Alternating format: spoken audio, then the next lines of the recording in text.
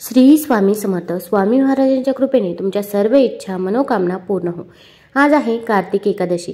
या एकादशीच्या दिवशी जर आपण काही उपाय केले, काही सेवा केल्या तर त्या खूप म्हणजे खूप प्रभावी ठरतात. दरवर्षी कार्तिक महिन्याच्या शुक्ल पक्षातील एकादशी तिथीला प्रबोधिनी एकादशी मोठ्या उत्साहात साजरी केली जाते. या दिवशी ब्रह्मांडाचे निर्माते भगवान विष्णू यांची पूर्ण विधीपूर्वक पूजा केली जाते. या दिवशी चातुर्मास संपतो. कार्तिक एकादशीच्या पूजेने आपल्या सर्व मनोकामना पूर्ण होतात आणि घरात सुख समृद्धी येते असे मानले जाते. पुराणानुसार श्रीहरी 4 महिन्यांच्या योग निद्रेतून जागे होतात आणि पुन्हा आपली कर्तव्य स्वीकारतात. प्रबोधिनी एकादशीनंतर लग्न आणि शुभ कार्य पुन्हा सुरू होतात. आता आपल्याला या दिवशी काही उपाय व काही सेवा करायची आहे. भरपूर वेळा आपल्या आयुष्यामध्ये अनेक अडचणी, अडथळे, संकटे असतात आणि ते काही संपायचं नाव घेत नाही. आता संकट येणारच नाही असं तर होणार नाही, पण आपण संकटाचा वेग मात्र नक्कीच कमी करू शकतो. तसेच आपण भरपूर मेहनत तर घेत असतो, पण मेहनतीचे फळ देखील आपल्याला काही केल्या मिळत नाही. मग आपल्या कष्टाला नशिबाची साथ मिळण्यासाठी, तसेच आपल्या आयुष्यातील दुःख, दारिद्र्य दूर होण्यासाठी, गरिबी दूर होण्यासाठी, मुलांची पाहिजे तशी प्रगती होण्यासाठी या दिवशी काही उपाय करायचे आहे. तर कोणते उपाय करावे, कोणत्या सेवा कराव्यात हे जाणून घेण्यापूर्वी तुम्ही चॅनलमध्ये नवीन असाल तर चॅनलला लाईक करा व सबस्क्राईब देखील करा.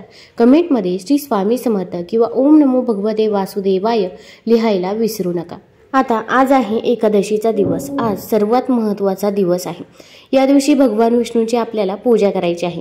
आपल्या घरामध्ये बाळकृष्णाची मूर्ती असेल तर बाळकृष्णांना आपण अभिषेक करायचा आहे. अगोदर शुद्ध जलाने, त्यानंतर पंचामृताने अभिषेक करावा. बाळकृष्णांना नवीन वस्त्र परिधान करायचे आहे. तसेच त्यांना आवडीची पिवळ्या रंगाची फळे असतील, पिवळ्या रंगाची फुले असतील तर ती अर्पण करायची आहे. तसेच आपण भगवान विष्णूंसमोर एक शुद्ध तुपाचा दिवा देखील प्रज्वलित करायचा आहे. आपण भगवान विष्णूंचे विष्णू सहस्रनाम हे पठण करायचे आहे, ज्यामध्ये भगवान विष्णूंच्या 1000 नावांचा उल्लेख आहे. आता या दिवशी आपल्याला संध्याकाळी कापुरासोबत एक वस्तू जाळायची आहे. तर आपण संध्याकाळी अगोदर देवघरामध्ये एक दिवा प्रज्वलित करावा. तसेच तुळशीजवळ देखील एक दिवा प्रज्वलित करायचा आहे. त्यानंतर आपण एक मातीची पंती घ्यायची आहे किंवा कापूर जाळण्याचं भांडं असेल तर ते घेतलं तरी पण चालेल. त्यामध्ये थोडेसे तांदूळ घ्यायचे आहे. तांदूळ हे अखंड असावे. आपण या ज्या काही वस्तू जाळणार आहोत त्यामुळे आपल्या घरामध्ये जी काही नकारात्मक ऊर्जा आहे ती दूर होईल, इडापिडा दूर होईल. आता आपल्या इथे कोणी ना कोणी येत असतं, शेजारी असो किंवा नातेवाईक असो. प्रत्येकालाच आपल्याबद्दल चांगले वाटते असे नाही. मग त्यांच्यामध्ये असणारी नकारात्मकता देखील आपल्या घरामध्ये कुठेतरी प्रभाव करत असते. किंवा आपण बाहेरून देखील घरामध्ये भरपूर वस्तू आणत असतो. तसेच आपण देखील आपल्याबद्दल नकारात्मक बोलत असतो. मग वास्तू नेहमी तथास्तू म्हणत असते. तुम्ही चांगलं बोलाल तरी पण वास्तू तथास्तूच म्हणेल आणि तुम्ही वाईट बोलाल तरी पण वास्तू तथास्तूच म्हणेल. त्यामुळे नेहमी चांगलं बोलण्याचा प्रयत्न करा. बघा, तुमचं सर्व काही व्यवस्थितच होईल. तर आपण कापूर जाळण्याचं भांडं घ्यायचं आहे. त्यामध्ये थोडेसे अखंड तांदूळ ठेवायचे आहे. त्यानंतर आपल्याला 2 लवंगा घ्यायच्या आहे. लवंगा या साबूत असाव्या, कुठेही तुटलेल्या फुटलेल्या नसाव्या. त्याला पुढे फूल देखील पाहिजे अशा लवंगा घ्यायच्या आहे. तसेच 2 भीमसेनी कापराच्या वड्या घ्यायच्या आहे. आता भीमसेनी कापूरच घ्यावा, कारण की भीमसेनी कापूर हा नकारात्मक ऊर्जा जास्त प्रमाणामध्ये शोषून घेत असतो. त्या प्रमाणामध्ये आपला साधा कापूर हा घेत नाही. तर भीमसेनी कापूर घेतल्यानंतर थोडंसं शुद्ध तूप घ्यायचं आहे. शुद्ध तुपामध्ये तुम्ही भीमसेनी कापराच्या वड्या थोड्याशा भिजवून घ्यायच्या आहे किंवा तुम्ही अगदी सर्व जेव्हा तांदूळ, कापूर आणि लवंग टाकल्यावरती त्यावरती थोडंसं शुद्ध तूप टाकायचं आहे आणि हे घेऊन आपण देवापुढे बसायचं आहे. आपल्याला खाली एक प्लेट ठेवायची आहे आणि आपल्याला याचा जाळ करायचा आहे. आता याचा जाळ झाल्यानंतर हे सर्व घरामध्ये फिरवायचं आहे. अगदी बेडरूममध्ये, किचनमध्ये, हॉलमध्ये सर्व ठिकाणी आपण हा धूर पसरवायचा आहे. आपण जेव्हा आपल्या हातामध्ये ही पंती असते किंवा कापूर जाळण्याचं भांडं असतं तेव्हा आपण ओम नमो भगवते वासुदेवाय, ओम नमो भगवते वासुदेवाय या मंत्राचा जप करत राहायचा आहे. आपल्या घरातील सर्व भिंतींना हे टच करायचं आहे. त्यानंतर आपण मुख्य दरवाजाच्या बाहेर जायचं आहे. मुख्य दरवाजाच्या बाहेरच तुम्ही हे कापूर जाळण्याचं भांडं ठेवायचं आहे की ज्यामुळे आपल्या घरामध्ये जी काही नकारात्मक ऊर्जा आहे ती नकारात्मक ऊर्जा दूर होईल व आपल्या घरामध्ये सकारात्मक ऊर्जेचा संचार होईल. आता हा उपाय करत असताना आपला मुख्य दरवाजा आपल्याला उघडा ठेवायचा आहे. तसेच आपली गॅलरीची खिडकी असेल किंवा दरवाजा असेल तर तो देखील आपण उघडा ठेवायचा आहे. आता यानंतर आपल्याला या दिवशी संध्याकाळी एक दिवा प्रज्वलित करायचा आहे. तर आता हा दिवा आपण मुख्य दरवाजाजवळ प्रज्वलित करायचा आहे.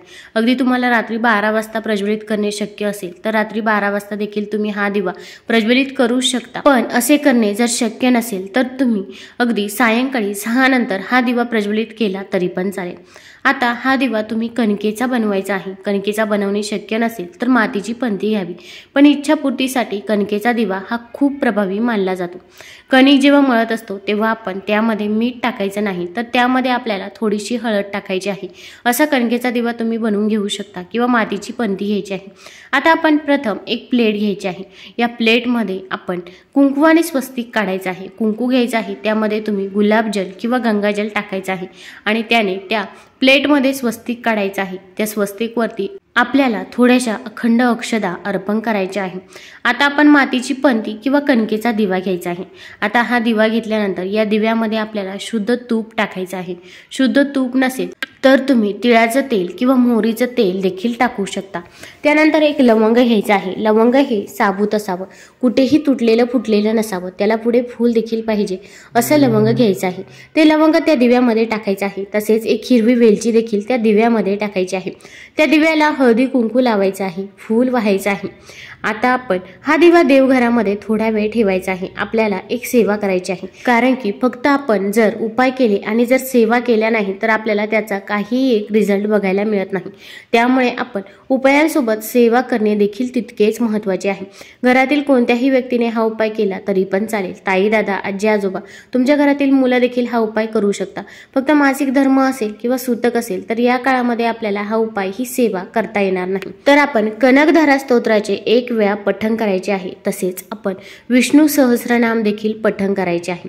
आता तुम्हाला हे पठण करणे शक्य होत नसेल तर तुम्ही मोबाईलवरती देखील लावून देऊ शकता, श्रवण केलं तरी पण चालेल। विष्णू सहस्रनाममध्ये भगवान विष्णूंच्या 1000 नावांचा उल्लेख आहे आणि विष्णू सहस्रनाम पठण करणे शक्य नसेल तर तुम्ही एक श्लोकी विष्णू सहस्रनाम म्हटलं तरी पण चालेल। ते देखील तुम्हाला यूट्यूबवरती सहज मिळून जाईल। ते म्हणण्यासाठी देखील सोपं आहे। आता यानंतर आपलं म्हणून झाल्यानंतर आपण आपली प्रार्थना देवाकडे करायची आहे। भगवान विष्णूंना तुमची जी काही इच्छा आहे, मनोकामना आहे ती सांगायची आहे। मग कठीणातली कठीण कोणतीही इच्छा असो, घरामध्ये पैसा येतो पण तो पैसा स्थिर राहत नाही किंवा मुलांची पाहिजे तशी प्रगती होत नाही, मग अभ्यासात असेल किंवा नोकरीत असेल मुलांना पाहिजे तसे यश येत नाही, जे काही आहे ते मनापासून आणि श्रद्धेने आपण भगवान विष्णू व माता लक्ष्मीला सांगायचं आहे। आता हे सांगून झाल्यानंतर हा दिवा आपण आपल्या मुख्य दरवाजाच्या बाहेर घेऊन जायचा आहे। मुख्य दरवाजाच्या बाहेर हा दिवा तुम्ही ठेवायचा आहे। रात्री कमीत कमी 12:30 वाजेपर्यंत हा दिवा प्रज्वलित राहील याची काळजी घ्यायची आहे। आणि जर असे करणे तुम्हाला जर शक्य नसेल तर कमीत कमी आपण जेव्हा झोपायला जातो, झोपण्याच्या अगोदर परत तुम्ही त्या दिव्यामध्ये शुद्ध तूप किंवा तेल हे टाकायचं आहे। आता या दिवशी रात्री 12 वाजता सेवा करणे याला देखील खूप महत्त्व आहे। या एकादशीच्या दिवशी रात्री 12 वाजता भगवान विष्णू हे निद्रा अवस्थेतून जागे होत असतात। आपल्याला जर रात्री 12 वाजता सेवा करणे शक्य असेल तर तुम्ही असा रात्री 12 वाजता देखील प्रज्वलित करू शकता किंवा तुम्ही फक्त रात्री 12 वाजता विष्णू सहस्रनामाचे पठण केले किंवा श्रवण केले तरी पण आपल्याला भगवान विष्णूंचा आशीर्वाद हा नक्कीच मिळेल व आपल्या घरामध्ये सुख, शांती, समृद्धी येईल। आणि आपण अगोदर जे कापुरासोबत ज्या वस्तू जाळल्या होत्या त्यामधील ज्या काही वस्तू अर्ध्या वस्तू राहतील, मग अर्धे तांदूळ असतील, अर्धे लवंग असतील तर त्या वस्तू तुम्ही वाहत्या पाण्यामध्ये प्रवाहित करायच्या आहे किंवा एखाद्या झाडाखाली ते तांदूळ टाकले तरी पण चालेल। तुम्हाला जर हा व्हिडिओ आवडला असेल तर चॅनलला लाईक करा, सबस्क्राईब करा। धन्यवाद।